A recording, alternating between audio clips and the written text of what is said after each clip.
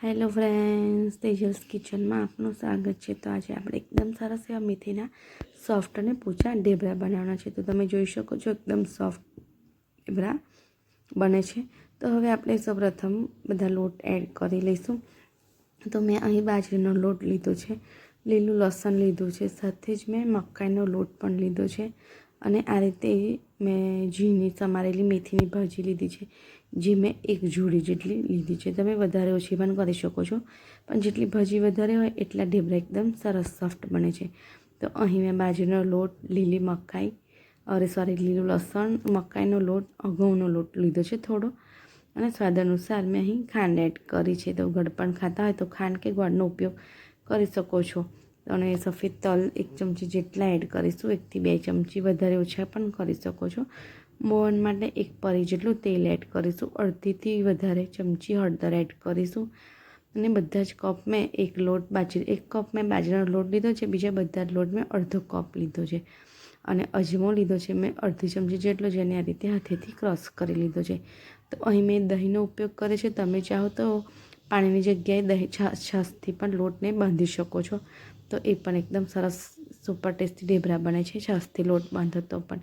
અને તીખાશ તમને કેટલી ભાવે છે એ રીતે તમે મરચું, આદુ, લસણ અને મરચાંની પેસ્ટ એડ કરી શકો છો। અને અહીં મેં સ્વાદ અનુસાર મીઠું એડ કર્યું છે।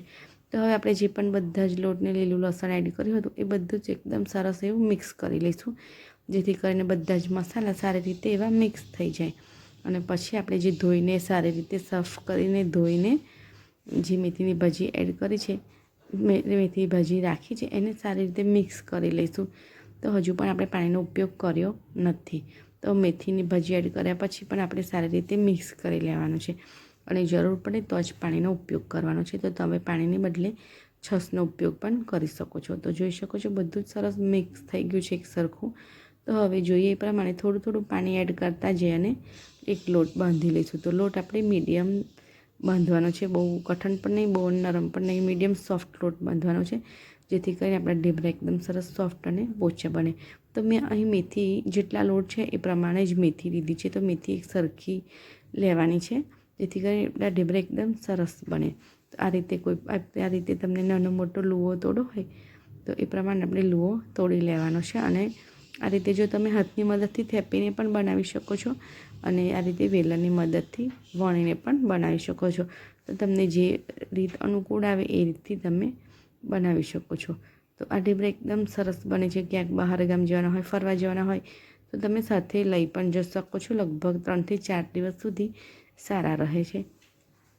તો બસ આ રીતે આપણે વણી લેવાનું છે। તો તમારે કેટલું જાડું કે પતલું રાખવું છે એ રીતે વણી લેવાનું છે અને છેલ્લે લાસ્ટમાં સાઈડ બધી સરખી કરી લેવાની છે। અને એવું ના કરવું હોય તો કોઈ પણ એક શેપની મદદથી તમે એને કટ કરીને પણ કરી શકો છો। તો આ રીતે ઢેબરા બનીને આપણું રેડી થઈ ગયું છે। તો હવે આપણે ગરમ કરેલી તવી પર એને મૂકી દઈશું।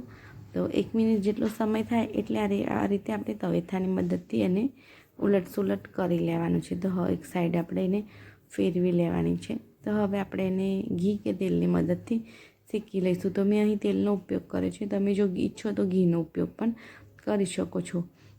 તો આ રીતે ઉપર નીચે તેલ એડ કરી અને એને શેકી લેવાનું છે અને પ્રેસ કરતા જઈને આપણે ઢેબરાને શેકી લેવાનું છે। તો આ ઢેબરું એકદમ સરસ બને છે અને ગરમ ગરમ હોય તો તમે આને દહીં સાથે, ચા સાથે, ચટણી સાથે ખાઈ શકો છો કે રાયતા સાથે પણ ખાઈ શકો છો, ખૂબ જ સરસ લાગે છે।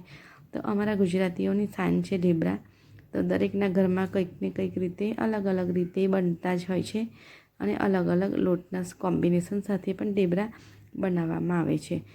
તો હવે હું આગળની રેસીપી તમારી સાથે મકાઈના લોટના ઢેબરાની રેસીપી શેર કરીશ। તો આ રીતે એકદમ સરસ આપણું ઢેબરું જોઈ શકો છો થઈ ગયું છે। તો હવે આપણે એને કાઢી લઈશું। તો બસ આ જ રીતે આપણે બધા જ ઢેબરાને સરસ રીતે બનાવી લેવાના છે। તો એક પછી એક આપણે આ રીતે ઢેબરાને બનાવી લેવાનું છે। તો આ ઢેબરા તમે છોકરાના ટિફિન બોક્સમાં પણ આપી શકો છો। તો આ રીતે બધા જ ઢેબરા આપણે બની ગયા છે। તો હવે ચેક કરી લઈશું। તો એકદમ સુપર સોફ્ટ અને એકદમ પોચા રૂ જેવા આપણા ઢેબરા બનીને તૈયાર થઈ ગયા છે। તો જોઈ શકો છો વાળીએ છીએ તો પણ એકદમ સરસ રીતે વળીને તૂટી પણ નથી જતું। તો